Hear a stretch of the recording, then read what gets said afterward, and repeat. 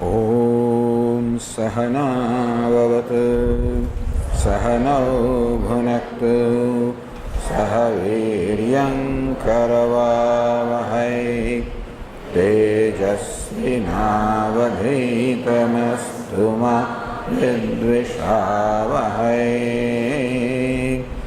ॐ शान्ति शान्ति शान्तिः।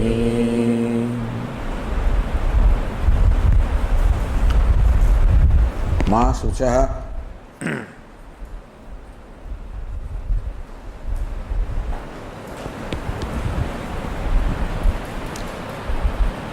तो આપણે છેલ્લા 2 દિવસમાં જોયું કે શોકનું વિષાદનું કારણ તો મારા પોતાનામાં જ રહેલું છે। હું જ મારા શોકનું કારણ છું, વિષાદનું કારણ છું।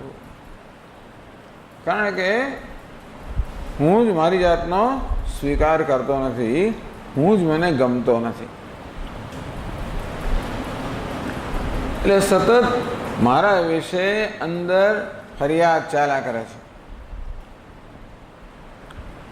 હું સતત મારી પોતાની ટીકા કર્યા કરું છું, આલોચના કર્યા કરું છું। જે પેલો ન્યાયાધીશ હોય એ ન્યાયાધીશ ન્યાય કરે, નિર્ણય આપે, તેવી રીતે હું પણ મારી જાતનો ન્યાયાધીશ છું અને સતત મારી જાત વિશે નિર્ણય આપ્યા જ કરું છું। હું ક્યારેક ક્યારેક મારી જાતને પાસ કરું તો મોટે ભાગે તો મારી જાતને ફેલ કરું છું। જ્યારે પાસ કરું મારી જાતને મને આનંદ થાય, તો ફેલ કરું ત્યારે મને દુઃખ થાય। ફેલ નિષ્ફળતા કોઈ ન જ ગમે, સફળતા સર્વને ગમે। આમ નિષ્ફળતા એ મારા શોકનું કારણ નથી। હું નિષ્ફળ છું એ પ્રકારનો મારો નિર્ણય મારા શોકનું કારણ છે। ગઈકાલે આપણે ચર્ચા કરી કે શોકનું કેન્દ્ર સ્થાન તો હું જ છું। હું કયો? હું જેનો સ્વીકાર નથી, જે મારી પોતાની દૃષ્ટિમાં જ ઉતરતો છે, જે મારી પોતાની દૃષ્ટિમાં જ સ્વીકાર્ય નથી। આમ હું સતત મારી પોતાની પાસેથી જ અપેક્ષાઓ રાખું છું અને પછી સતત મારી જાતને મૂલ્યાંકન કરું છું કે હું મારી અપેક્ષા પ્રમાણે છું કે નહીં। મારી એક અપેક્ષા એવી હોય છે કે હું સતત સદા સફળ હોવો જોઈએ। સફળતા કોને કહેવાય એ નક્કી કરનાર પણ હું જ છું। ઘણીવાર એમ બને કે દુનિયા મને સફળ કહે પણ હું મારી જાતને નિષ્ફળ જાહેર કરું, એવું બને। સફળતા કોને કહેવાય એનો નિર્ણય કરનાર હું જ છું। અને સફળતા કંઈક મળે ને, ધારો કે, તો ધીમે ધીમે સફળતાની અપેક્ષા વધતી જાય અને આ રીતે મોટે ભાગે મારી જાતને હું નિષ્ફળ જાહેર કર્યા કરું છું। મારા પ્રત્યે અપેક્ષા છે હું હંમેશા સફળ હોવો જોઈએ, હું સાચો હોવો જોઈએ, હું બીજા બધા કરતાં ચડિયાતો હોવો જોઈએ, બધા મારા નિયંત્રણમાં હોવા જોઈએ, હું કહું તે પ્રમાણે થવું જોઈએ, મારું ધાર્યું થવું જોઈએ। આ પ્રકારની અપેક્ષાઓ સતત હું મારી પાસેથી રાખું છું। કેમ રાખું છું? આમાં કોઈ અપવાદ નથી। એવું બનવાનું નથી ને। હંમેશા મારું ધાર્યું થાય, મારું સન્માન જ થાય, મારી હંમેશા મારા વખાણ જ થાય, હું હંમેશા સાચો જ હોઉં, બધા મારું કયું કરે. આ બધી જે અપેક્ષાઓ હું મારી પોતાની પાસે રાખું છું, આ બધી અપેક્ષાઓ કેવી છે? ઇમ્પ્રેક્ટિકલ છે. એટલે કે એ ખરેખર જગતની વાસ્તવિકતાઓ પ્રમાણે નથી. ટૂંકમાં એવું કોઈ પણ થયું નથી જે આ પ્રકારની પોતાની પાસેની અપેક્ષાઓ પૂરી કરી શકે. અને કમનસીબ એ છે કે આ બધી અપેક્ષાઓ પૂરી કરવા માટે હું બીજા પર આધારિત છું. બીજાએ મારું કયું કરવું જોઈએ, હવે એના માટે હું બીજા પર આધારિત છું. બીજો નક્કી કરે ને હું મારું કયું કરે કે ના કરે. હું જે સાચો હોવો જોઈએ એટલે બીજાએ સતત મારો સ્વીકાર કરવો જોઈએ. બીજાએ મારે હંમેશા પીઠ થાબડવી જોઈએ, બીજાએ મને માન આપવું જોઈએ, બીજાએ મારા વખાણ કરવા જોઈએ. આમ બીજાઓ હંમેશા મારો સ્વીકાર કરે. એવું કેમ? કારણ કે હું પોતે મારી જાતનો સ્વીકાર કરતો નથી અને એટલા માટે બીજાઓ મારો સ્વીકાર કરે એ સતત જરૂરિયાત છે. ધીસ ઇઝ રિક્વાયર્ડ, અમારી જરૂરિયાત છે. આ પ્રકારની જરૂરિયાત લઈને હું જન્મ્યો છું અને તેથી સતત આ પ્રકારની જરૂરિયાત હું મારી જાત પર લાદ્યા કરું છું અને આ જરૂરિયાતો પૂરી કરવા માટે હું બીજા પર જગત પર આધારિત છું. અને મોટે ભાગે જગતને તો એની પોતાની જે એજન્ડા હોય, પોતાનું જ એનું પ્રયોજન હોય અને તેથી કે મારું ધાર્યું થાય એવું મોટે ભાગે ના બને. એટલે મોટે ભાગે આ રીતે મારા મનમાં નિરાશાઓ જન્મતી હોય છે. આ જ મારા દુઃખનું, શોકનું કારણ છે. જો આપણે સમજીએ કે શોકનું શું કારણ છે, દુનિયા મારા શોકનું કારણ છે એમ નથી. દુનિયા પાસેથી જે અપેક્ષા છે એ મારા શોકનું કારણ છે. હું પણ મારા શોકનું કારણ છું એમ નથી. મારી પાસે જે અપેક્ષા છે એ શોકનું કારણ છે. એટલે શોકથી મુક્ત થવા માટે મારે દુનિયાનો ત્યાગ કરવાની જરૂર નથી કે મારો ત્યાગ કે તિરસ્કાર કરવાની પણ જરૂર નથી. શું જરૂર છે? માત્ર અપેક્ષા છોડવાની જરૂર છે. દુનિયા પાસેથી અપેક્ષા છોડવું અથવા મારી પહેલા તો મારી પોતાની પાસેથી મારા વિશેની અપેક્ષા છોડવું. અપેક્ષા એટલે શું? અપેક્ષાનો અર્થ એવો થયો કે અત્યારે જે વસ્તુ જેવી છે તે હું સ્વીકારતો નથી, એ છે તેના કરતાં જુદી હોય એ હું ઈચ્છું છું. અપેક્ષા નહીં કહેવાય. કે દાળમાં મીઠું બરોબર હોવું જોઈએ એટલે અત્યારે જે છે બરોબર નથી, હું થોડું મીઠું નાખું તો બરોબર થાય. અપેક્ષા એટલે જે છે એનો સ્વીકાર નથી, પરંતુ એ વસ્તુ મારી ઈચ્છા પ્રમાણે બદલાય તો જ મને સ્વીકાર્ય છે. અપેક્ષામાં જે છે તેનો અસ્વીકાર રહેલો છે. મારા દીકરાએ આમ કરવું જોઈએ, આમ નહીં, એટલે દીકરો અત્યારે જેવો છે તો સ્વીકાર્ય નથી. આમ કરે કે ન કરે તો સ્વીકાર્ય બને. પતિએ, પત્નીએ, પુત્રએ, પડોશીએ, સાહેબે, નોકરે, આ બધા લોકો પાસે અપેક્ષા શું છે? એ બધા હું ઈચ્છું એ પ્રકારે બરોબર બની જવા જોઈએ.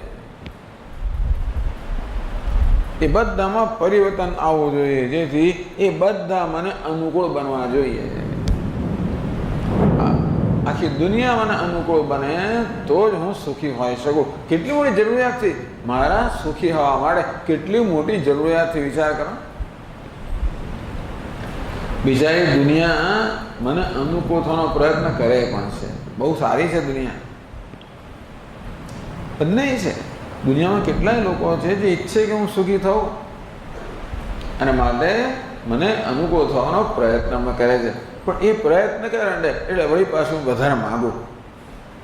મમ્મી મને ચોકલેટ આપ, લે બેટા એક ચોકલેટ આપ. સારા આપણે અંદર છે એટલું સારું છે ને.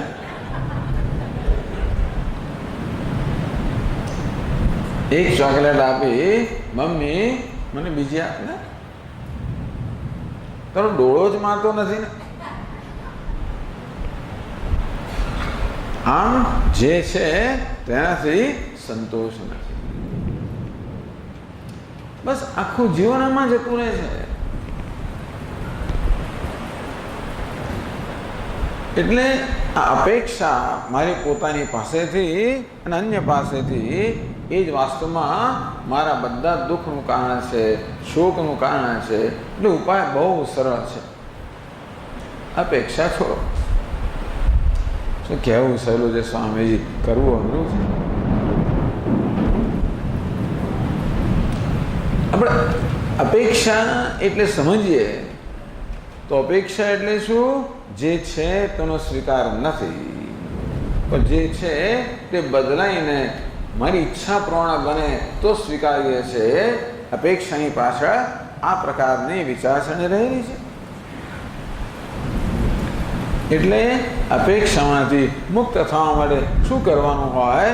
જે વસ્તુ જેવી છે તેનો પ્રેમથી સ્વીકાર. અને સૌથી પહેલો તો મારી જાતનો પ્રેમથી સ્વીકાર. શું એ તો સહેલું છે? એ સહેલું નથી.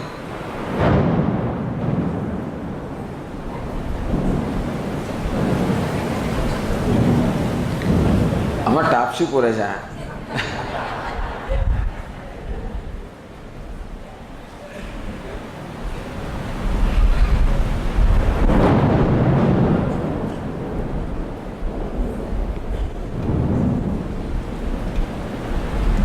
આમ ઘણા લાઉડ સ્પીકર આપણને અવાજ આ વખતે ભગવાને બરોબર ધાર્યું છે. જો ને આપણી ઈચ્છા પ્રમાણે વધતો નથી. ક્યાં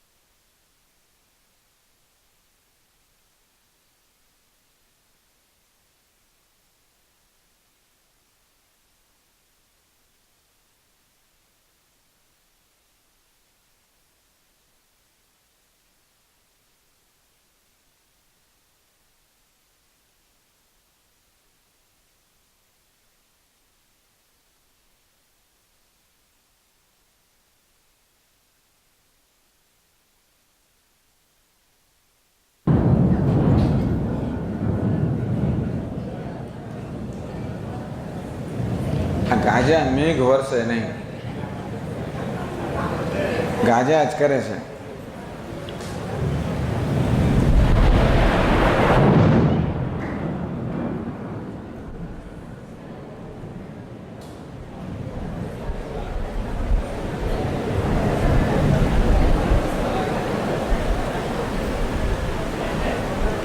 એટલે અપેક્ષામાંથી મુક્ત થવા માટે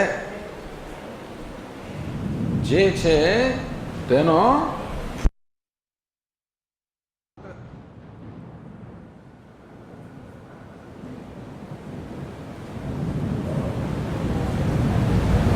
સ્વામીજી બધું સ્વીકાર જ લઈએ છે ને ક્યાં જવાના છે?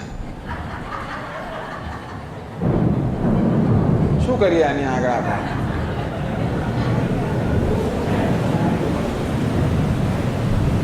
પતિ આવો છે સ્વીકારવું જ પડે ને, પત્ની આવી છે સ્વીકારવું જ પડે. પુત્ર આવો છે, પુત્રી આવી છે, ફલાણું આવું છે, સ્વીકારવું જ પડે ને. તો આપણે સ્વીકારીએ તો છીએ, ક્યાં જઈએ, હિન્દુસ્તાનમાં બધું સ્વીકારીએ છીએ, પણ આપણે વિરોધ સાથે સ્વીકારીએ છીએ, અણગમા સાથે સ્વીકારીએ છીએ. એ સ્વીકારવામાં અંદર એક પ્રકારની દીનતા રહેલી છે, અસહાયતા રહેલી છે, દીનતા રહેલી છે. આ જે સ્વીકારથી અસહાયતા જન્મે, દીનતા જન્મે, એ ખરેખર સ્વીકાર નથી.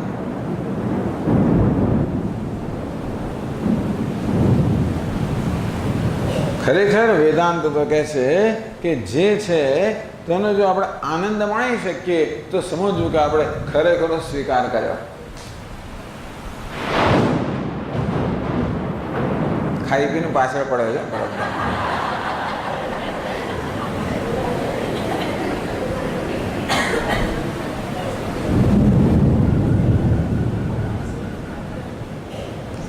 એમ કહો કે ભગવાનની કેટલી બધી કૃપા છે કે આપણે આવી ગયા અહીંયા આગળ,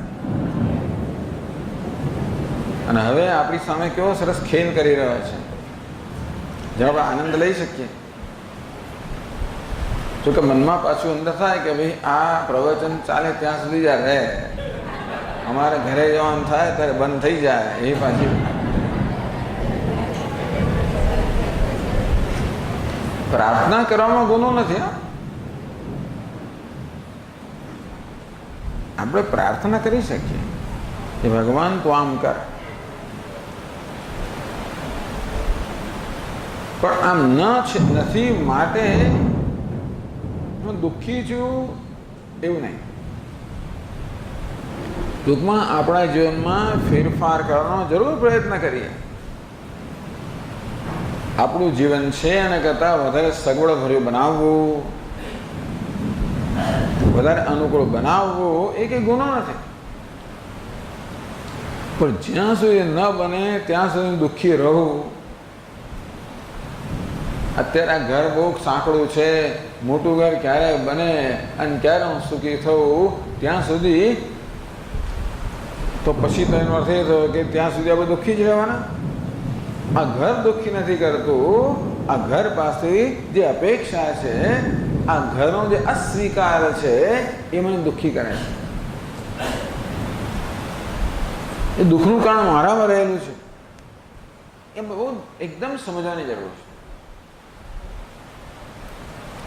તેમ પહેલા આપણે આપણી જાતની વાત કરીએ કે કેમ મને મારા પ્રત્યે સંતોષ છે. મેં કીધું પ્રમાણે હું પોતે જ મારી અપેક્ષા પ્રમાણે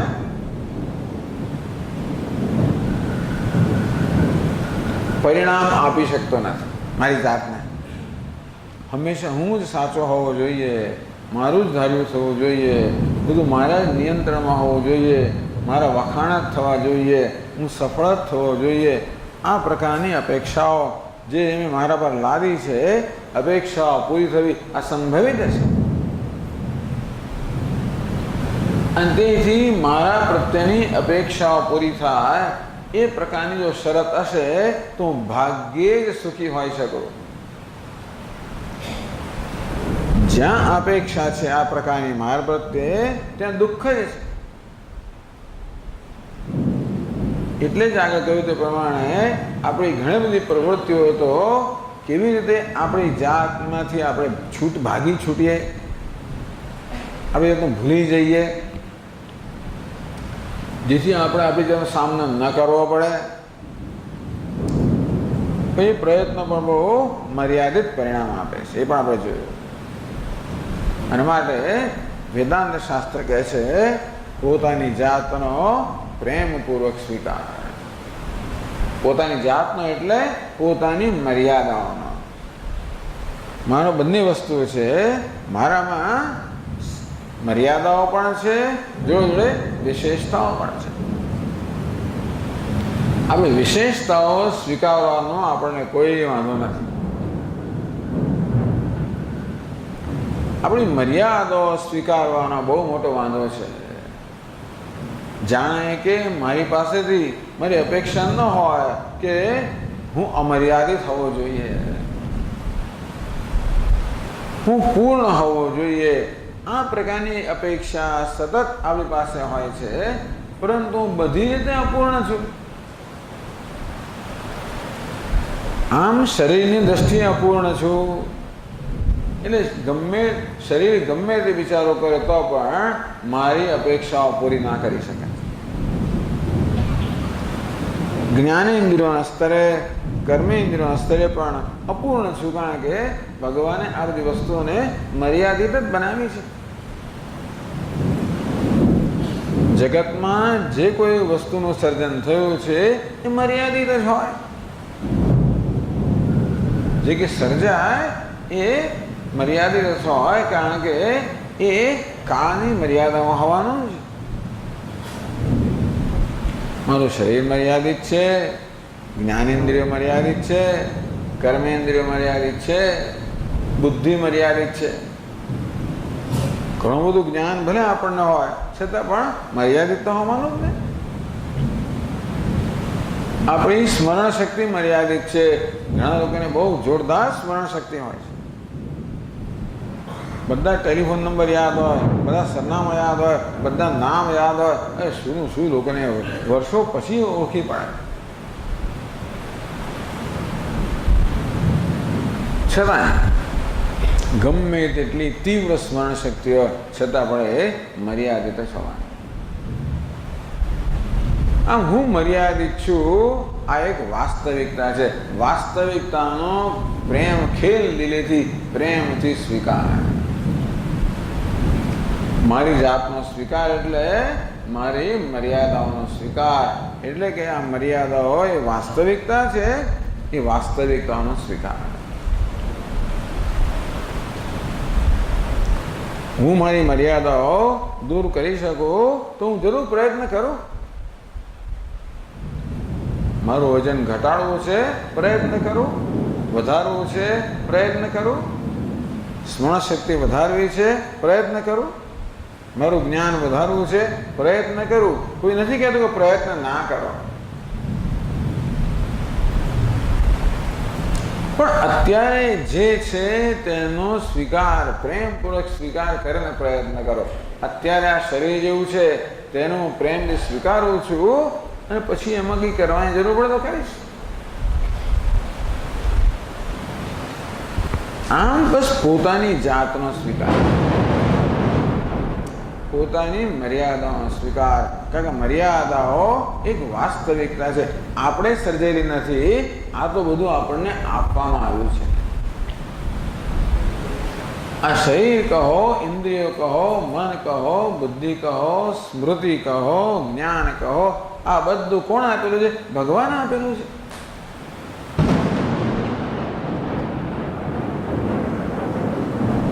આ બધું રચનાર ઈશ્વર છે.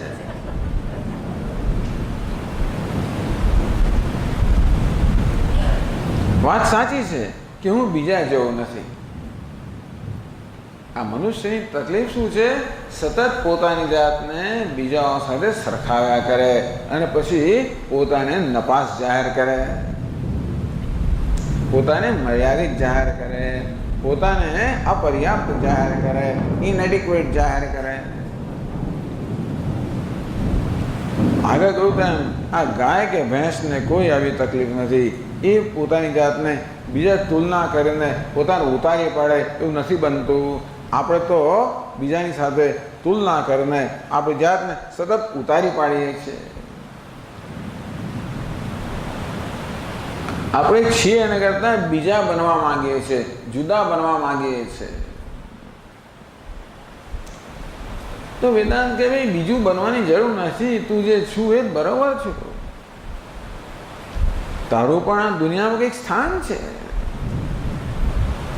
ભલે બીજાનું સ્થાન બીજું હશે,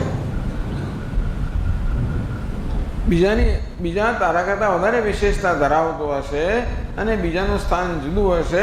ભગવાને એ વ્યક્તિને એ માટે નિયુક્ત કરી હશે, તો મને આ માટે નિયુક્ત કર્યો છે. આમ ભગવાને જાણે કે દરેકને નિયુક્ત કરીને આ જગતમાં મોકલ્યો છે. દરેકને કશી ને કશી વિશેષતા આપીને મોકલ્યા છે. અને માટે ભગવાનની એ ભેટનો, ભગવાને ભેટ આપીને મોકલ્યા છે એનો પ્રેમથી સ્વીકાર. ગુજરાતીમાં કહે કે ધર્માદાની ગાયના દાંત ગણવાના ન હોય એવું કઈ છે ને? હા, એ છે જ ને. આ બધું ભગવાને ધર્માદામાં આપેલું છે અને માટે એને આપણે ભેટને સ્વીકારી લઈએ. પોતાની જાત વિશે અભિમાન રાખવાની જરૂર નથી, પણ આત્મગૌરવ તો હોવું જોઈએ કે ચલો કીડીનું પણ દુનિયામાં સ્થાન છે, હાથીનું પણ સ્થાન છે, દરેક વસ્તુનું દુનિયામાં સ્થાન છે. આ મનુષ્ય સિવાય બીજું કોઈ એટલા પણ દુઃખી નથી કે દરેક જણ પોતપોતાનું સ્થાન સ્વીકારી લે છે. ભગવાને દુનિયામાં જેને જે સ્થાન આપ્યું છે એ સ્વીકારી લે છે અને એ પ્રકારે પોતાનું જીવન જીવે છે પ્રેમથી. એટલા જ માટે એમના મનમાં કોઈ શોક કે વિષાદ નથી. બસ આપણે આટલું કરવાની જરૂર છે. આપણે પણ આ જીવનમાં આપણી જાતને, આપણા સ્થાનને સ્વીકારીએ. જે કંઈ મર્યાદાઓ આપી છે તે પણ સ્વીકારું, જે કંઈ વિશેષતાઓ આપી છે તે પણ સ્વીકારું. આ મર્યાદાઓ માટે મારી જાતને દોષ ન આપું, મારી જાતને ઉતારી ન પાડું, મારી જાતને સજા ન કરું. મર્યાદામાંથી મુક્ત થવાની જરૂરિયાત લાગે તો પ્રયત્ન કરું, એની ના નથી. તો મર્યાદા છે મારે મારી જાતને હું સતત સજા કર્યા કરું, મારી જાતને સતત નિંદા કર્યા કરું, મારી જાતને સતત ઉતારી પાડ્યા કરું, એ જરૂર એ યોગ્ય નથી. તો એનો કોઈ અર્થ સરતો નથી. જો મારી જાતને ઉતારી પાડવાથી મારી જાતને અસંતોષથી જો કશો અર્થ સરતો હોય તો નથી સરતો. સ્વામીજી, જો પોતાની જાત વિશે સંતોષ રાખીશું તો પછી પ્રોગ્રેસ કેમ થશે, વિકાસ કેમ થશે? આ એક મોટી તકલીફ છે. તો પછી આપણે એવા જઈશું ને સ્વામીજી તો વિકાસ કેમ કરીશું? તમારે વિકાસ શેને માટે કરવો છે? એ સંતોષ મળે ખરું ને? વિકાસ શેને માટે? અત્યારે છે ને કરતાં વધારે મારામાં જ્ઞાન હોય, વધારે આવડત હોય, એ શેને માટે? જેથી મને મારાથી સંતોષ થાય. અત્યારે સંતોષ રાખીએ તો શું? પેલી કથા તો ખબર છે ને બધાને. એક બહુ ધનવાન માણસ હતો. દર વર્ષે એ 2 અઠવાડિયાની રજા લે અને દરિયા કિનારે એક સુંદર એનું મકાન હતું, ત્યાં જઈને રહે. કંઈ જ કરવાનું, કોઈ ટેલિફોન નહીં, કોઈ ઇન્ટરનેટ નહીં, કશું જ નહીં. બસ મુક્ત મનથી રહે. સવાર પડે એટલે દરિયા કિનારે બસ આંટા લગાવે, મજા કરે. એકવાર આવી રીતે ધનવાન માણસ સવારના પરમાં દરિયા કિનારે ટહેલી રહ્યો છે. તો એને બીજો એક માણસ ટહેલતો સામે દેખાયો. એ આમ જાય તો પેલો આમ જાય. 3-4 વાર સામે મળ્યો. એટલે કે મારા જેવો કોઈ છે ખરો અહીંયા આગળ? એટલે એને જરા મનમાં કુતૂહલ થયું. એટલે પેલા એને ઊભો રાખ્યો કે તું કોણ છે? તો હું તો કે માછીમાર છું. ક્યાં કરોડપતિને પેલો માછીમાર? એ શું કરે? તો માછીમાર છું, જઈને માછલા પકડું છું, મારું ગુજરાન ચલાવું છું. તને સમય ક્યાં? તો આંટા તું તો મારે છે કે આખો દડો માછી પકડવાની જરૂર નહીં. માછલા હું દિવસમાં 2 કલાક કામ કરું છું, પૂરતું કામ માછલા પકડાઈ જાય છે, મારું ચાલે છે. આ તો ભાઈ પેલો ધંધાદારી માણસ છે, બિઝનેસમેન. એટલે 2 કલાક કામ કરે તો તુરનું 4 કલાક કામ કરતો. વાત તો સારી. તો કહે છે 2 બમણી માછલીઓ પકડાય તો બમણી આવક થાય, તો પછી કંઈક બચત પણ થાય. એમ કરતાં બચત કરતાં તું બીજી એક હોડી ખરીદી શકે, બીજા માણસને રોકી શકે અને તો વળી વધારે માછલા પકડ્યા. તો વાત સાચી છે. અને 4 8 કામ કરી દો તો વધારે થાય. એમ કરતાં કરતાં તો બધી માછલા વધારે પકડે તો છેવટે શું થાય તો કે જો તું એક આખી ફેક્ટરી શરૂ કરી શકે, પેકિંગ શરૂ કરી શકે, તું તો નિકાલ એક્સપોર્ટ કરી શકે. તો વાત સાચી. એમ કરીને 15 મિનિટની અંદર પેલા ધનવાને આખો એક યોજના એને આપી કે કેવી રીતે આ માણસ કે થોડા વખતમાં કરોડપતિ બની જાય. તો વાત તો સાચી છે. પછી શું કરવાનું પેલા એટલે શું કરવાનું? જો પછી અહીંયા આવી જગ્યાએ નહીં રહેવાનું, મુંબઈ રહેવાનું. વાત તો સાચી. સરસ મકાન તક બહુ સરસ. પણ જો દરિયા કિનારે એક સરસ મકાન બાંધવાનું, દર વર્ષે વેકેશન લેવાની, 2 અઠવાડિયે નિરાંતે જવાનું. જો હું કેવો આવ્યો છું, કેવી મને નિરાંત છે, કેવો નચિંતતાથી આંટા મારું છું. વાત તો સાચી શેષ થાય. પછી તો હું મારું જ છું ને અત્યારે પણ.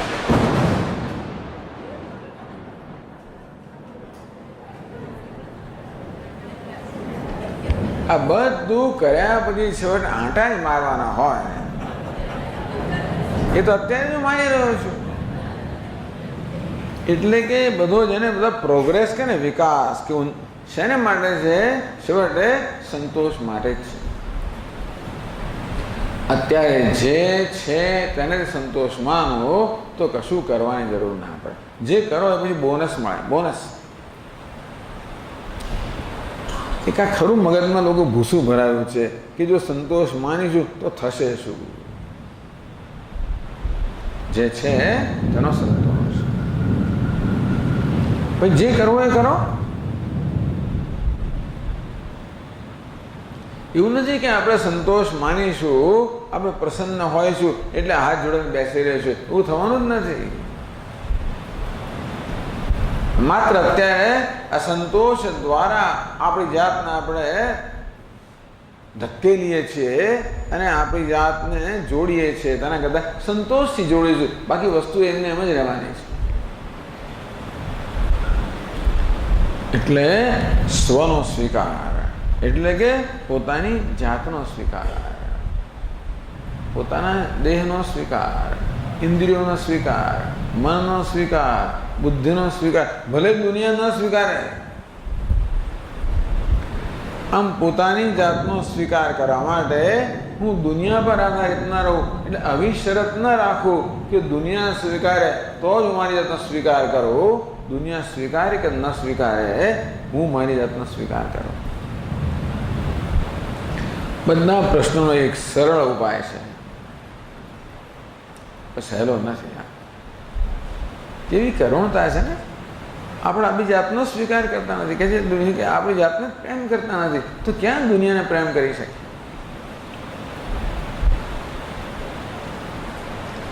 એટલે નિષ્ફળતાનો સ્વીકાર. આપણા સ્વામી મહારાજ કે નિષ્ફળતા પણ એક જીવનની વાસ્તવિકતા છે અને તેથી સ્વીકાર. ભગવાન અર્જુનને કે તસ્માદ અપરિહાર્યર્થે નત્વમ શોચિતુમ અર્હસી. હે અર્જુન, અપરિહાર્ય છે, જેનો પરિહાર ન થઈ શકે, જેને તું ટાળી ન શકે, એના વિશે શોક કરવો યોગ્ય નથી.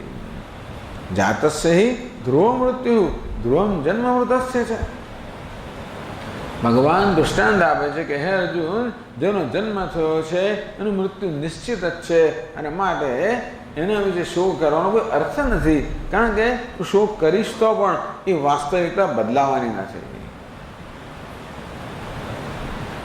તેથી આ જીવનની વાસ્તવિકતાઓ છે. ભગવાને આ જગત રચેલું છે, એમાં કેટલાક નિયમો રચેલા છે, વાસ્તવિકતાઓ રચેલી છે. એ પ્રકારે આ જગત ચાલે છે. એ પ્રકારે હું છું.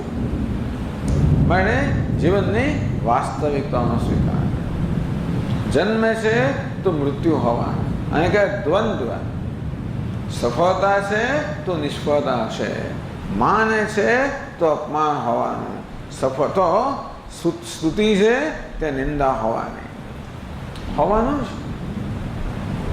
તામ સ્થિતિક્ષસ્વ ભારત. ભગવાન અર્જુનને કહે જો અર્જુન, તું બધી વસ્તુને હંમેશા છંછેડ્યા જ કરીશ, બધાને બદલવાનો પ્રયત્ન કરીશ, બધાને મચડવાનો પ્રયત્ન કરીશ, બધાને અનુકૂળ બનાવવાનો પ્રયત્ન કરીશ, તો આખી જિંદગી ખર્ચાઈ જશે. તામ તિતિક્ષસ્વ માટે જે વસ્તુ જેવી છે તેવી ભલે રહે તું એને સ્વીકારી લે. આમ જ હોય, આ બધું આવું જ હોય. ટૂંકમાં ભગવાન આપણને ન જોઈએ ત્યારે જ વરસાદ આપે, જોઈએ ત્યારે ના આપે, એવું કરે, એવું જ હોય. અમદાવાદનો ટ્રાફિક આવો જ હોય, રસ્તાઓ આવા જ હોય, પાણી ભરાયેલા જ હોય. તેથી જે વસ્તુ આપણે બદલી શકવાની નથી એના વિશે કકળાટ કરવો, ફરિયાદો કરવી, અસંતોષ દાખવવો, એને કારણે ગુસ્સે થવું, એ વસ્તુ અર્થ વગરની છે. અને માટે જીવનની વાસ્તવિકતાઓનો પ્રેમથી સ્વીકાર. આ વાસ્તવિકતાઓ બધી ઈશ્વરે રચેલી છે.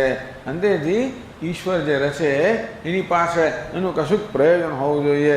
ભગવાન જાણે એનું શું પ્રયોજન છે પણ એ તો જાણતો જ હશે. અને માટે ભગવાને કહ્યું છે માટે એનો સ્વીકાર. એ રીતે જીવનમાં જો ઈશ્વરને લાવીએ ને તો આ વસ્તુ થોડીક સરળ બને. ભગવાન માટે જો ભક્તિભાવ હોય, ભગવાનમાં શ્રદ્ધા હોય, જે હરિ કરશે તે મમ હિતનું, એવી રીતની શ્રદ્ધા હોય તો આ સ્વીકારવાનું સરળ બને.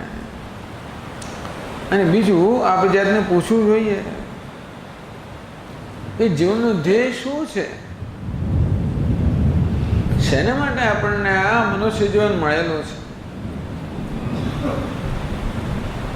ધર્મ, અર્થ, કામ ન પુરુષાર્થની વાત કરવામાં આવી.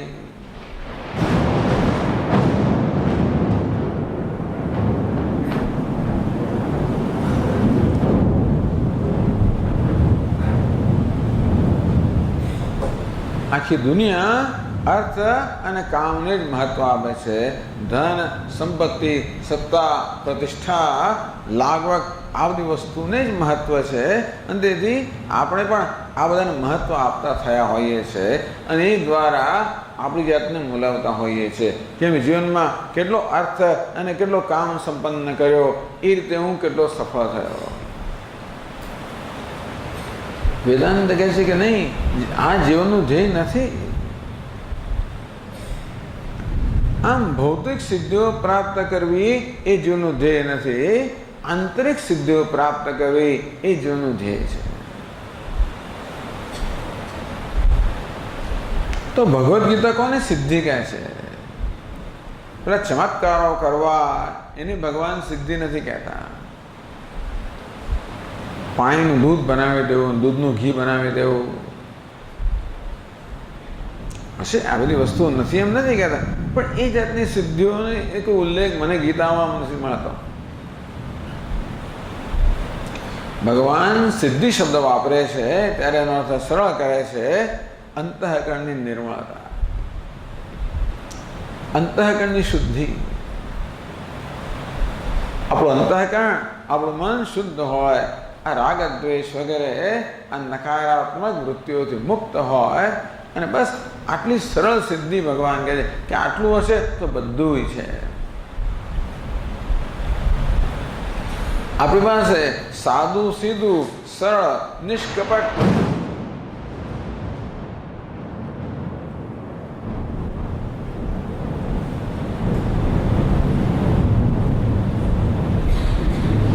આપણા માથા પર ચાલતું એવું જ લાગે છે, બીજે ક્યાંય નથી, અહીંયા જ છે.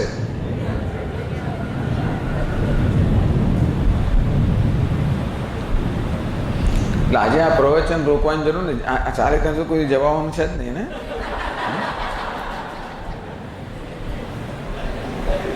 એટલે આજે ધીરજ રાખીને બેસજો.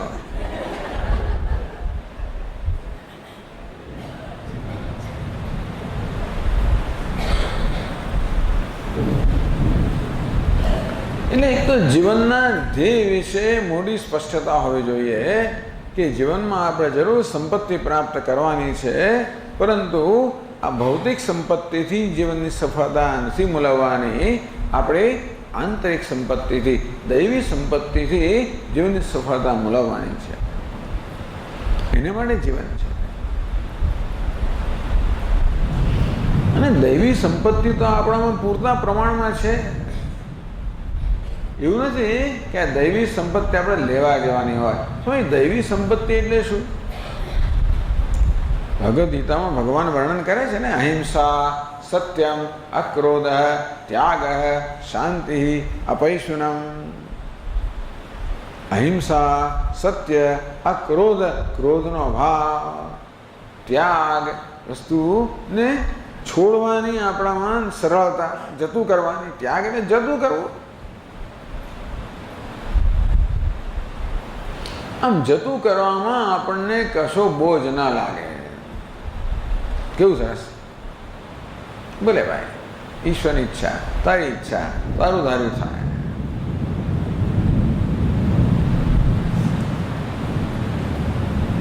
આ પ્રકારે અહિંસા, સત્ય, કરુણા, આ બધી જે દૈવી ગુણો છે, દૈવી વૃત્તિઓ છે, એનો વિકાસ કરવો એ જીવનનું મહત્વનું ધ્યેય છે.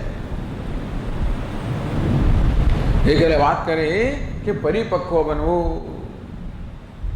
જેમ કેરી પરિપક્વ બને તો કેવી મધુર બને, સુગંધિત બને, સુગંધિત બને, તેમ આપણે પણ આવા સુગંધિત બનીએ. એના માટે શરીર કેવું છે એ મહત્વનું નથી, આ બહારની વસ્તુ કેવી છે મહત્વની નથી. આટલું તો દરેક જણ આટલું કરવા માટેની ક્ષમતા ધરાવે છે. આમ પોતાનો આંતરિક વિકાસ કરવાની બધી સામગ્રી આપણી પાસે છે. આ બહારનો વિકાસ કરવાની સામગ્રી આપણી પાસે કદાચ એટલી નહીં હોય, એટલે કે આપણે ધનવાન બની શકીએ એ કદાચ બધા માટે શક્ય ના હોય, પ્રતિષ્ઠિત બની શકીએ બધા માટે શક્ય ના હોય, આપણે સત્તાશાળી બની શકીએ બધા માટે શક્ય ના હોય, આપણે પ્રભાવશાળી બનીએ બધા માટે શક્ય ના હોય, આપણે સાચા બનીએ બધા માટે શક્ય છે, સરળ બનીએ બધા માટે શક્ય છે, આપણે દયાળુ બનીએ બધા માટે શક્ય છે. તો જે આપણા માટે શક્ય છે એને શક્ય બનાવવું, જે શક્ય છે એને વાસ્તવિક બનાવવું. બસ આ મુખ્ય જીવનનું મુખ્ય ધ્યેય છે. અને ભગવાને આ બધી દૈવી સંપત્તિ આપણે પૂરતા પ્રમાણમાં આપેલી છે. આપણે એના જ બનેલા છીએ. આપણે સ્વભાવમાં કેવા છે? દૈવી છીએ. દરેક જણ ભગવાન જેનું વર્ણન કરે છે, અદ્વેષ્ટા સર્વભૂતાનામ મૈત્ર કરુણ. આ ભગવાનનો ભક્ત કેવો છે? બધા પ્રત્યે દ્વેષથી મુક્ત, બધા પ્રત્યે જેને મૈત્રી ભાવ છે, બધા પ્રત્યે જેને કરુણા છે. આપણે આવા છીએ. એ સિવાય જે કંઈ આપણામાં જણાય છે એ કેવું છે? આગંતુક છે, આપણો સ્વભાવ નથી. એટલે કે આપણને આપણામાં ક્રોધ જણાતો હોય, ઈર્ષ્યા જણાતી હોય, રાગદ્વેષ જણાતો હોય તો આપણો સ્વભાવ નથી. એ કેવું છે? આગંતુક છે.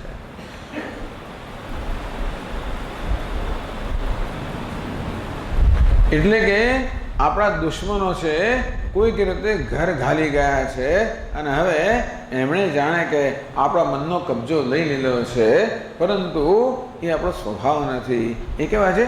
આગંતુક છે. અને તેથી એમને હટાવવા જોઈએ. એ હટાવવાની સંભાવના આપણી પાસે છે, પણ આપણે કરવું પડે. એની જાતે ન થાય. પેલું કેરીનું દ્રષ્ટાંત પૂરેપૂરો લાગુ ના પડે. સમય કેરી તો ઝાડ પર પાકી જાય, આપણે ન પાકી હોય તો પાકી જાય. તમે કહી શકો, વાત સાચી છે. એટલે દ્રષ્ટાંત બધા અંશમાં ન લાગુ પડે, પણ આપણે ઝાડ પર નહીં પાકીએ એટલું નક્કી છે. કેરી ઝાડ પર પાકી જશે એવું ભગવાને પહેલેથી યોજના કરેલી છે કે કેરી ઝાડ પર પાકે. પણ કોઈક રીતે માણસ માટે યોજના નથી કરી કે આપણે પાકી જઈએ, આપણે આપણી જાતને પકાવવા પડશે. એ આપણી જવાબદારી છે. એવું ભગવાન કરતો હોત તો બધું કામ થઈ ગયું હોત. આ શરીરને પકાવવાનું કામ ભગવાન કરે છે, તો મનને પકાવવાનું કામ આપણે કરવાનું છે. બસ એને માટે જ આપણું જીવન છે. બાકી બધી વસ્તુઓ બધી ગૌણ છે. આ વસ્તુ આપણા મનમાં બરોબર દ્રઢ થઈ જાય કે ખરેખર મારા જીવનનું ધ્યેય એક જ છે, કેવી રીતે મારામાં રહેલી આ દૈવી સંપત્તિ છે, મારામાં રહેલી જે શ્રેષ્ઠતા છે, એનો આવિર્ભાવ કેમ કરવો? સ્વામીજી, મારામાં રહેલી આ સુંદરતાનો આવિર્ભાવ કેમ કરવો? બસ સુંદર બનીને કામ સુંદર વર્તવું. મારામાં રહેલી કરુણાનો આવિર્ભાવ કેમ કરો? કરુણા દાખવવી.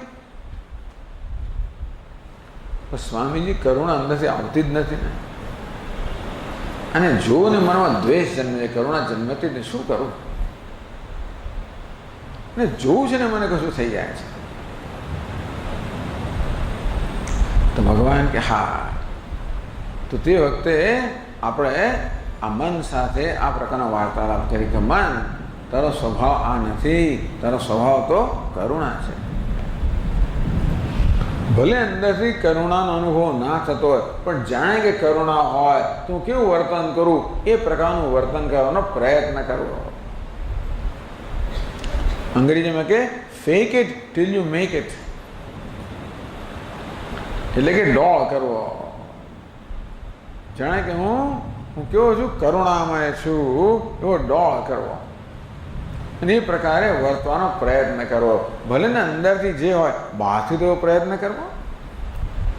અંદરથી આ વ્યક્તિ માટે મને દ્વેષ છે, બહારથી તો હું પ્રેમ કરું છું, એવો પ્રયત્ન કરવો.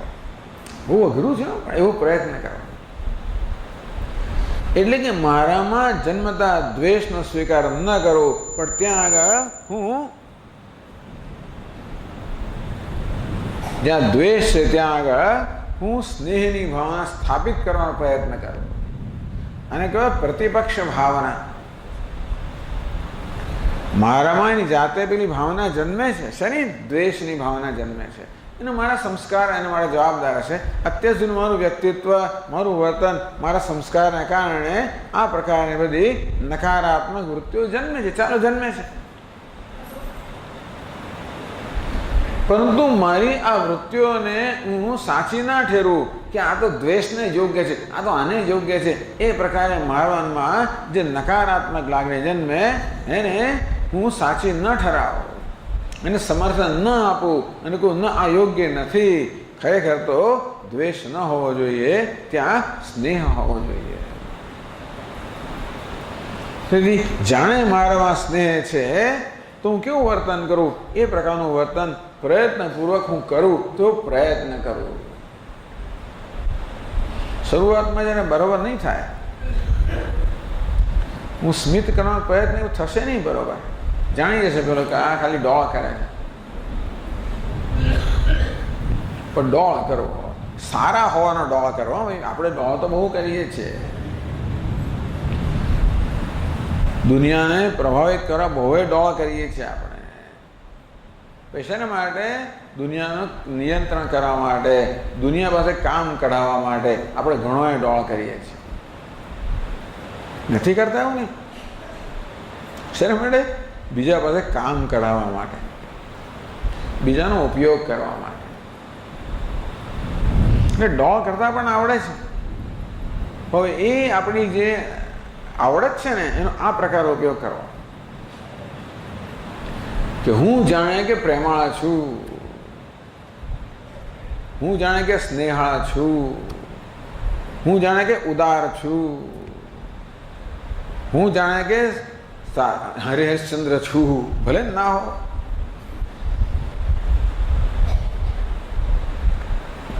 એવો વર્તવાનો પ્રયત્ન કરે.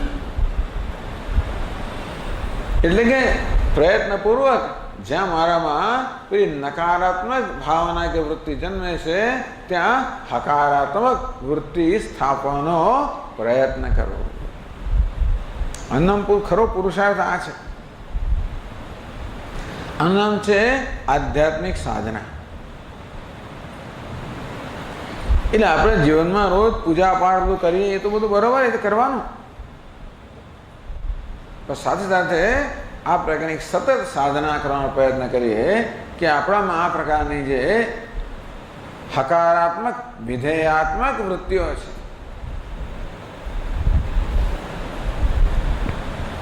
જે આપણા સ્વભાવને અનુરૂપ છે એ સ્વભાવથી આપણે એવા છીએ.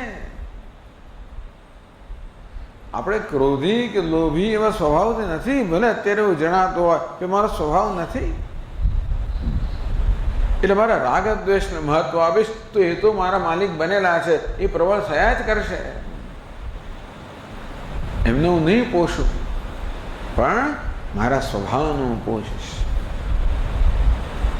મારામાં જે સુંદરતા છે એનું પોષણ કરીશ. કેમ પોષણ થાય? એ પ્રકારના વર્તન દ્વારા. માત્ર વિચારવાથી નહીં, વર્તનથી થાય. વિચારને બેસેલી એ પૂરતું નથી. એ વિચારને વર્તનમાં મૂકો, અમલમાં મૂકો. અમારા સ્વામીજી કે ફિઝિકલાઇઝ યોર એટીટ્યુડ. એટલે મનમાં જે પ્રકારની ભાવના હોય એ ભાવનાને આપણે આપણા વર્તન દ્વારા અભિવ્યક્ત કરીએ. મંદિરમાં જાઉં, મને કશું થતું જ હું તો મંદિરમાં મને કંઈ અંદર થતું જ નથી. શું કરું? આ બધા તો જો ને કેવું સરસ બધું, કેવું ભજનો ગાય છે અને કેવી પ્રાર્થનાઓ કરે છે ને કેવું બધું સરસ. મને કંઈ થતું જ નહીં સ્વામીજી. તો શું કરવાનું? જાણે કે હું ભક્ત હોઉં તો કેમ વર્તું? તો સ્વામી હું પ્રણામ કરું તો એ કર, તો હું પ્રાર્થના કરું તો કર. ભલે સાચી પ્રાર્થના ન હોય, પરંતુ જાણે કે ભક્ત હોઉં તો કેમ વર્તન કરું એ પ્રકારનો પ્રયત્ન કરવો. જે આપણા બાળકોને આપણે કેવા કેળવણી આપીએ છીએ ને, પ્રણામ કર, પેલા આવીને કામ ટટ્ટાર ઉભો છે, હા અક્કર, પ્રણામ કર, બરોબર કર, નીચો નામ, ચરણ સ્પર્શ કર. આપણે આપણા મનને એવું કહેવાનું, કામ કર, જરા ઉદાર બન. અંદર સંકોચિતતા છે, છૂટતું નથી, અપાતું નથી. ભગવાને ગમે તેટલું આપ્યું પણ છૂટતું નથી. છોડ, ઉદાર બન. જ્યારે ઉદાર હોઉં તો કેમ વર્તન કરવું એ પ્રકારે હું પ્રયત્ન કરું. આ પ્રકારનો સતત પ્રયત્ન, આ સતત પુરુષાર્થ, મારી જાતમાં આ પ્રકારે પરિવર્તન લાવવાનો પ્રયત્ન. એમને નહીં થાય, આવું કરવું પડશે. આમ ગઈકાલે વાત કરી કે આપણા જીવનમાં કશુંક જાણવાનું છે અને કશુંક કરવાનું છે. જાણવું એ છે કે હું સ્વભાવથી સંત છું, પૂર્ણ છું. હું મારી જાત વિશે જે ખ્યાલ સેવું છે કે હું અપૂર્ણ છું, એ ખ્યાલ ખોટો છે. ગઈકાલે કહ્યું અપૂર્ણતા ક્યાં છે? વેશમાં અપૂર્ણતા છે. પેલો અભિનેતા તો કરોડપતિ છે, એને વેશ પહેર્યો છે ભિખારીનો. અરીસામાં જુએ છે કે ભિખારી છે અને તેથી પોતાને તિરસ્કારે છે કે નહીં, ભિખારી પણ ક્યાં છે? વેશમાં છે, તારામાં નથી. તેમ જે કે અધૂરપો કે અપૂર્ણતા આપણે જણાતી હોય એ બધી વેશમાં છે. આ દેહમાં છે, મનમાં છે, બુદ્ધિમાં છે, વેશમાં છે. હું તો વેશ ધારણ કરનાર છું, મારામાં નથી. પણ ગઈકાલે જ કહ્યું કે માત્ર કહેવાથી કામ નહીં થાય, એ પ્રકારે વર્તવું પડશે. સતત મારી પૂર્ણતાનો આવિર્ભાવ કરવાનો પ્રયત્ન કરવો પડશે. એ પૂર્ણતા એટલે જ કરુણા, પૂર્ણતા એટલે જ ઉદારતા, એ પૂર્ણતા એટલે જ અહિંસા, એટલે જ પ્રામાણિકતા, એટલે જ સત્ય, એટલે જ સાલસતા, એટલે જ અન્યનો આદર. અમારા સ્વામીજી કે ભાઈ become A કન્ટ્રીબ્યુટર from A consumer. તું લેનારમાંથી આપનાર બન.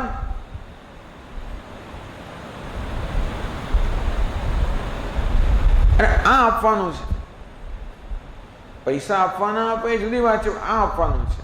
શું? બીજાને સન્માન આપીએ, બીજાને આદર આપીએ, બીજાનું ભલું ઈચ્છીએ. મનમાં તો રોજ જન્મે કે આનું આમ થાય તો બહુ સારું, પણ તે વખતે મનમાં આપણે ઈચ્છીએ કે નહીં, એમ નહીં, એનું ભલું થાય. સર્વે ભવંતુ સુખીને, એ સુખી થાય. મનમાં તો જન્મે જેને પહેલાં રોજ હોય ને એ આપણે ઈચ્છીએ કે આ દુઃખી થાય તો સારું, પડે તો મજા આવે. એ માંદો પડે તો કેવું સારું.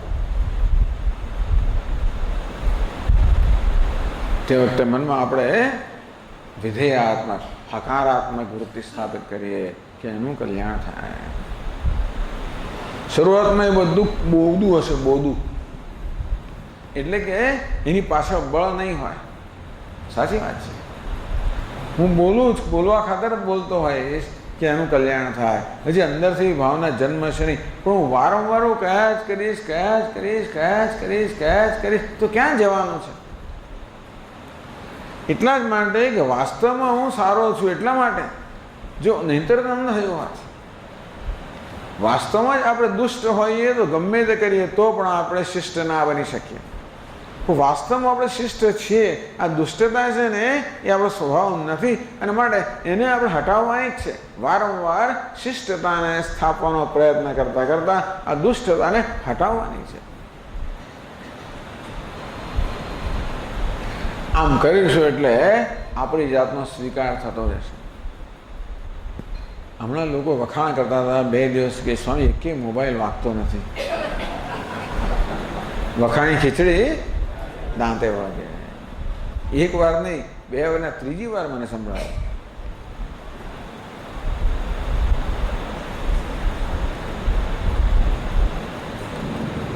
અંતેથી આપણે જેમ કરતા જઈશું ને તેમ તેમ આપણને આપણા વિશે સંતોષ થતો જશે. આપણે આપણી જાતને ગમતા થઈશું. મારામાં ક્રોધ હોય ને તો મારી જાત મને ગમે નહીં, પણ મારામાં જ્યારે પ્રેમ હોય ત્યારે મને મારી જાત ગમે. અંતેથી જ્યારે જ્યારે મારામાં આ ઉદારતા, કરુણા, પ્રેમ, આ પ્રકારના સદ્ગુણો હું જ્યારે મારી જાતમાં જોઉં ને ત્યારે હું ખુશ થઉં. ત્યારે પછી મારા સાચા સ્વરૂપનું દર્શન થઈ રહ્યું છે. પેલો વેશ હટી જાય છે અને મારા સાચા સ્વરૂપનું દર્શન થાય છે. જ્યારે મારા સાચા સ્વરૂપનું દર્શન નથી ત્યારે હું દુઃખી છું. હું મારી જાતથી દુઃખી કેમ છું? કારણ કે જે મારા વિશે સાચું નથી એને સાચું માની રહ્યો છું. મારા વિશેની હકીકત શું છે? હું તો શ્રેષ્ઠ છું, હું સજ્જન છું, સંત છું, ઉત્તમ છું. તો જેટલે હું છે એ પ્રકારે વર્તવાનો પ્રયત્ન કરીશ એટલે હું છે મારામાં રહેલો જે મારો સાચો સ્વભાવ છે એનો આવિર્ભાવ થતો જશે. પેલો શિલ્પી જેવી રીતે પથ્થરને માંથી મૂર્તિ કંડારે ને, એ પથ્થર શરૂઆતમાં ખરબચડો હોય, ઘાટઘૂટ વગરનો હોય, જોવાય ના ગમે એવો હોય, પરંતુ એ શિલ્પીને એની અંદર એક સુંદર મૂર્તિના દર્શન થાય છે. એની અંદર એ પ્રકારના દર્શન છે. એ પ્રકારે એ મૂર્તિને કંડારે છે. એમાંથી એ સુંદરતાનો આવિર્ભાવ કરે છે. તે પ્રકારે અત્યારે આપણે કદાચ ઘાટઘૂટ વગરના ખરબચડા પથ્થર જેવા હોઈશું, પણ વાસ્તવમાં એ સુંદરતા આપણો સ્વભાવ છે. અશોચાનંદ, તું અર્જુન તને ખબર નથી તું કોણ છે? અર્જુન કોના માટે શોક કરે? પોતાના વિશે શોક કરે છે. એ ગઈકાલે વાત કરી ને કે કોઈ ભીષ્મ દ્રોણ માટે શોક નથી, પોતાના માટે શોક છે. કે ખરેખર પોતે જેવો હોવો જોઈએ તો હું નથી, હું આવો કેવો છું. એટલે ભગવાન કહે કે પ્રયત્નપૂર્વક આપણી જાતને કંડારીએ. આપણો રહેલી જે ઉત્તમતા છે, સુંદરતા છે એનો આવિર્ભાવ કરીએ. એ કામ આપણે કરવાનું છે. એનું નામ પુરુષાર્થ, એનું નામ કર્મયોગ. કર્મ તો આપણે સતત કરીએ છીએ એક અથવા બીજું, પણ દરેક કર્મને આપણામાં રહેલી ઉત્તમતાનો આવિર્ભાવ કરવા માટેનો એક નિમિત્ત બનાવીએ, એક પ્રસંગ બનાવીએ.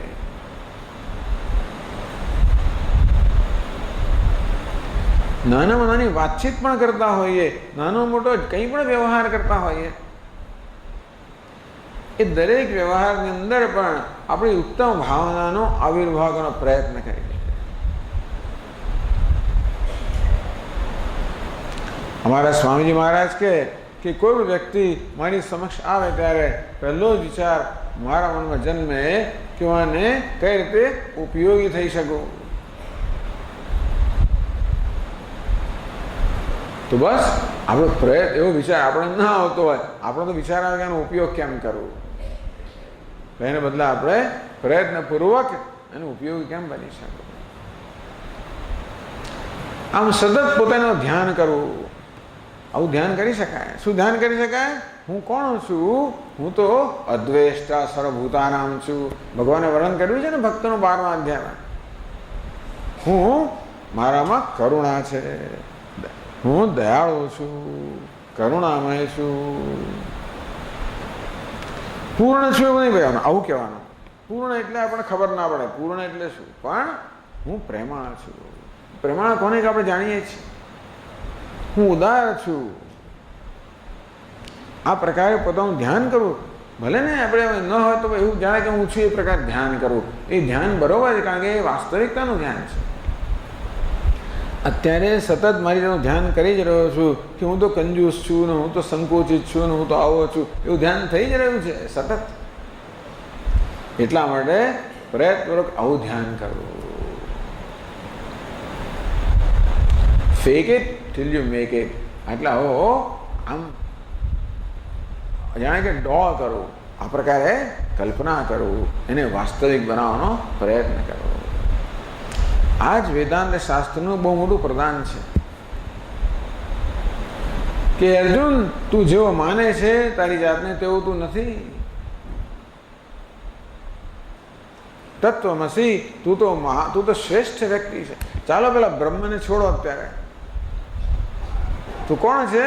તું તો પ્રેમ સ્વરૂપ છે, કરુણા સ્વરૂપ છે, ઉદાર સ્વરૂપ છે.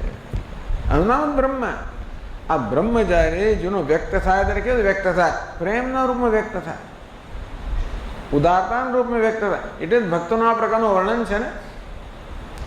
ભક્ત કોણ છે?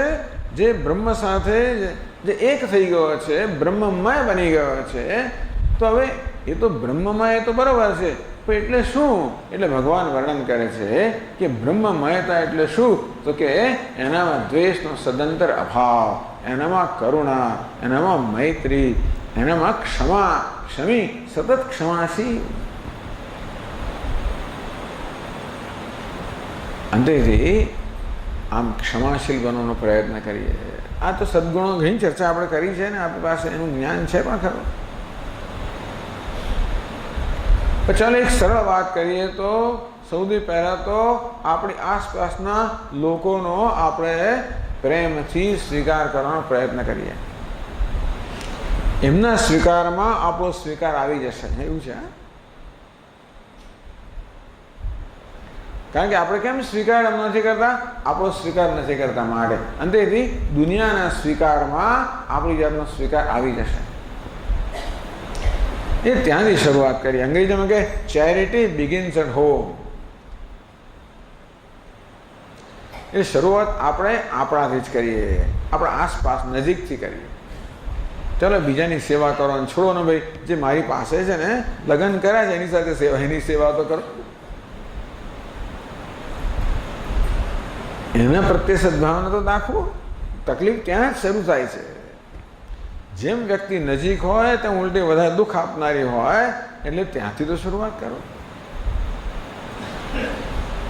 શરૂઆત આપણે આસપાસ જે વ્યક્તિઓ છે એમના સ્વીકારથી કરીએ. એમના પ્રત્યે સદભાવના, એ ભલે ગમે તેવા હોય, એ બદલાઈને આમ બને તો સ્વીકાર કરવું. એ પ્રકારની કોઈ શરતને બદલે એ જેવા છે તેવા કેમ સ્વીકાર, પ્રેમથી સ્વીકાર કરવું. એનો સદભાવના સેવું, એનું ભલું ઈચ્છું, એનું ભલું કરવાનો પ્રયત્ન કરવો. ઈચ્છું જ નહીં એવો પ્રયત્ન કરવો. આમ આપણે આપણાથી અને આપણા છે એમનાથી શરૂઆત કરીએ. માણસથી શરૂઆત કરો ને. ભગવાન ગડગડાટને છોડો હમણાં, પણ શરૂઆત કોનાથી કરીએ? માણસથી કરીએ.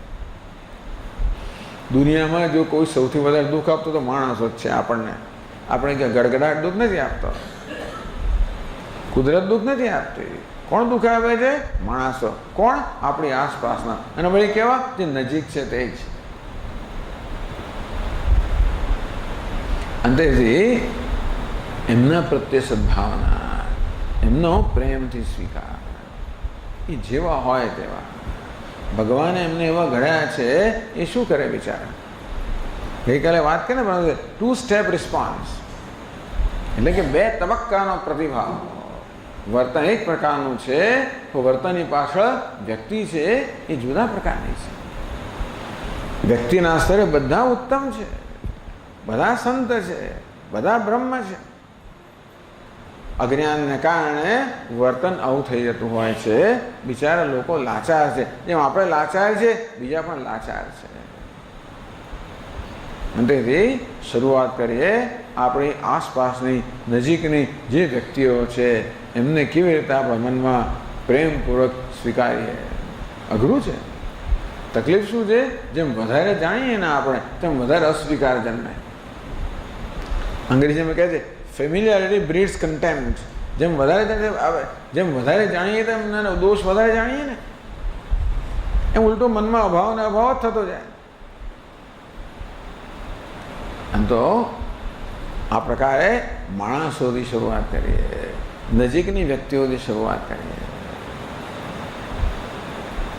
સ્વીકાર, જે વાસ્તવિકતા છે એનો પ્રેમપૂર્વક સ્વીકાર. કે સજ્જનો છે એ પણ હકીકત છે, દુર્જનો છે એ પણ હકીકત છે. દુર્જન પણ અંદરની સજ્જન જ છે.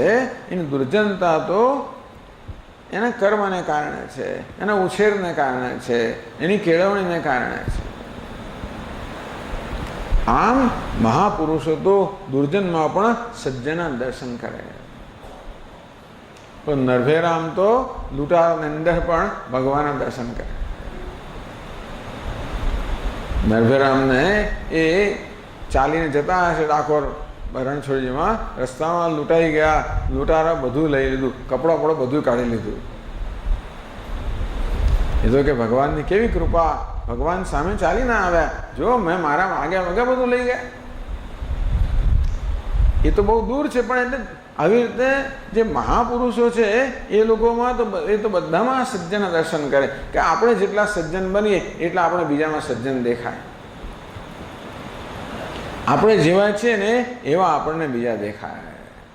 એટલે આપણે ઈચ્છીએ કે દુનિયા બદલાય તો આપણે આપણી જાતને બદલીએ, પેલું પરિવર્તન આપોઆપ જ થઈ જશે.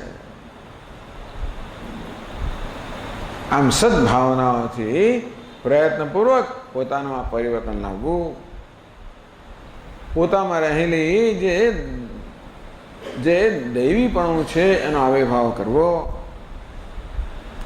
જેમ જેમ કરતા જઈએ તેમ તેમ આપણને આપણા વિશે જ સંતોષ જન્મતો જશે, આપણા વિશે જ સન્માન જન્મતું જશે, આપણા વિશે સ્વીકાર જન્મતો જશે, આપણો શોક દૂર થતો જશે, આપણે પ્રસન્ન બનતા જઈશું. આમ શોક એટલે આંતરિક અસ્વીકાર, આંતરિક અપ્રસન્નતા, અને ઉકેલ છે આંતરિક સ્વીકાર, આંતરિક પ્રસન્નતા. એના માટેનો ઉપાય છે કે આપણે પ્રયત્નપૂર્વક એવા બનવાનો પ્રયત્ન કરવો. આપણા રહેલી જે શ્રેષ્ઠતા છે એનો આવિર્ભાવ કરવાનો પ્રયત્ન કરવો. એમાં કંઈ ખર્ચવાનું નથી. એક જ વસ્તુ છે જેમણે કહ્યું ખર્ચવાનું નથી. કરુણા લેવા જવી પડે એમને અંદર છે જ. એટલે આ આપવાનું કેવું છે? કશા પ્રકારની ના ઇન્વેસ્ટમેન્ટ વગર કરુણા આપવી, એના માટે કોઈ પૈસાની જરૂર નથી, અંદર છે જ. પ્રેમ આપવા માટે કોઈ પૈસાની જરૂર નથી. આ આપવા માટે કશી બહારની વસ્તુની જરૂર જ નથી. અને બીજું કશું ના આપશો તમે, આ આપો તો બધું આપ્યું. આ ના આપીએ તો કશું નથી આપ્યું, આ આપીએ તો બધું આપ્યું. આ એક જ વસ્તુ એવી છે કે જેમ આપીશું તેમ વધારે સમૃદ્ધ બનીશું. બાકી ભૌતિક વસ્તુઓ જેમ આપીએ ને તેમ આપણે ઓછા થતા જઈએ. આ વસ્તુ જેમ આપીએ તેમ વધુ સમૃદ્ધ બનતા જઈએ. આ રીતે જેમ જેમ કરતા જઈશું આપોઆપ જ શોક જશે. શોકનું એક જ કારણ છે પોતાનો અસ્વીકાર. એનું એક જ કારણ છે કે અત્યારે હું જે છું એ મારી જાતને સ્વીકાર્ય નથી. કારણ કે બા દ્વેષીલો હું મને ના ગમે.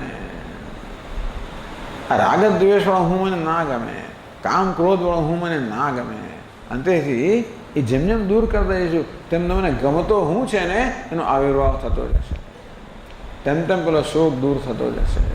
અને છેવટે એક સમય એવો આવે જ્યારે આપણે દૈવી બની જઈએ અને ત્યારે કોઈ પ્રકારના પ્રયત્ન વગર જ બધા શોકથી મુક્ત થઈ જઈએ. પછી છેલ્લે તો જાણે વેદાંત ખરો છે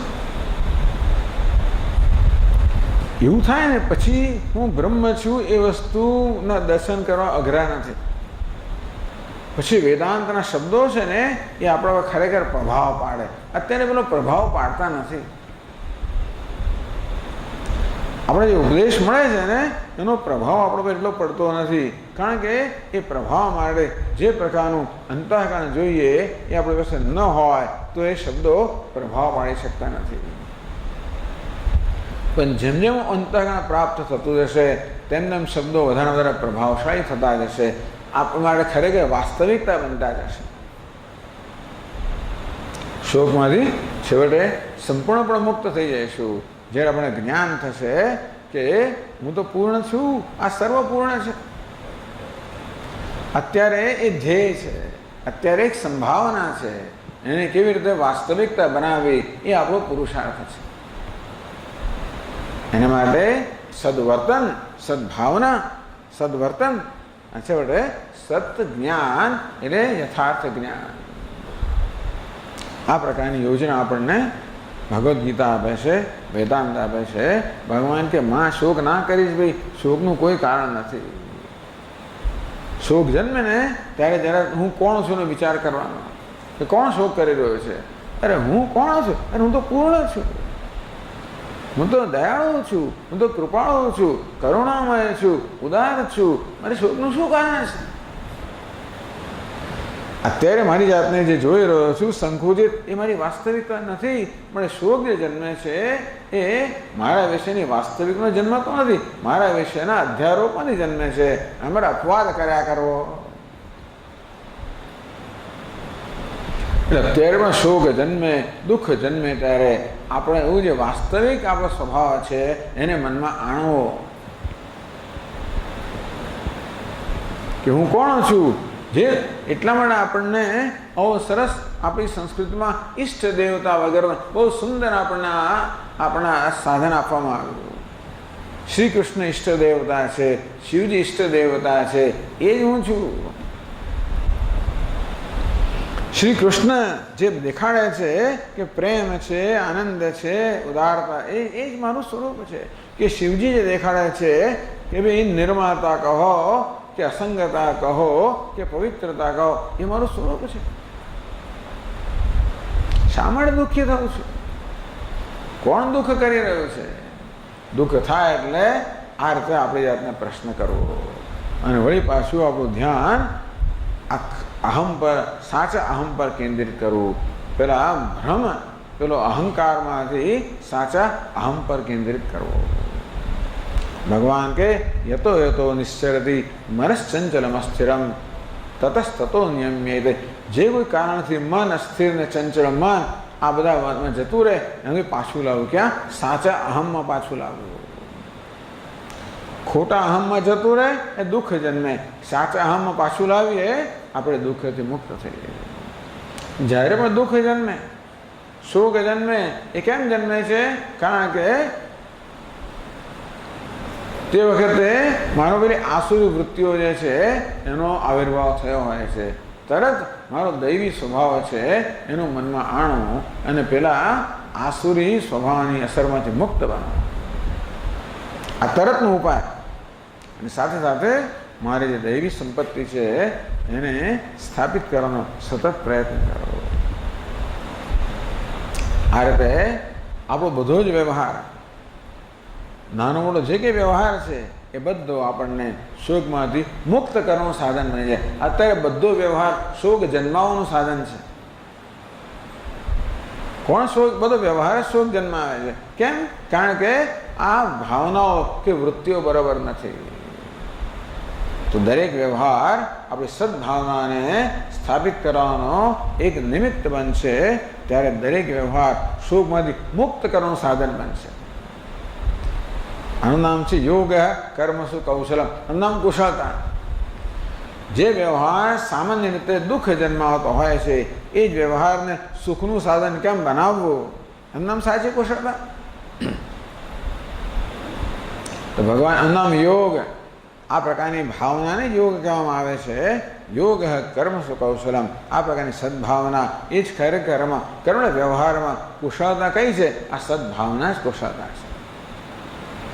એ ન જન્મે તો આપણે પ્રયત્નપૂર્વક એને આપણે સ્થાપિત કરીએ.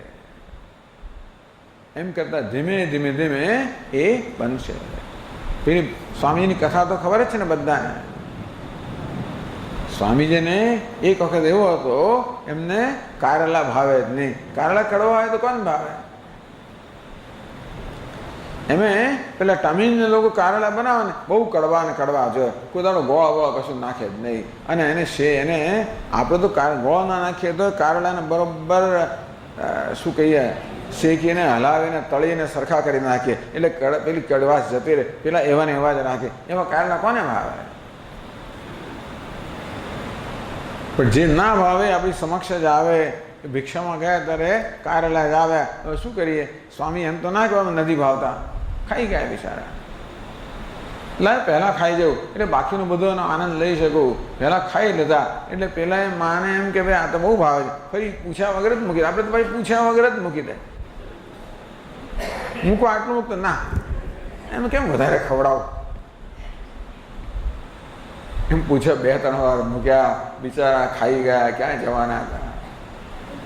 પણ જ્યાં જાય ત્યાં કારેલા જ એનું સ્વાગત કરવા તૈયાર હોય. કે પેલી બીજી પૂછે કે સ્વામીને શું ભાવે છે? એમ તો કારેલા બહુ ભાવે છે.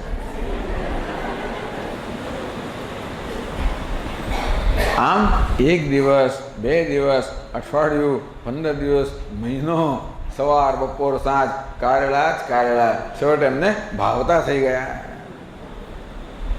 Fake it till you make it.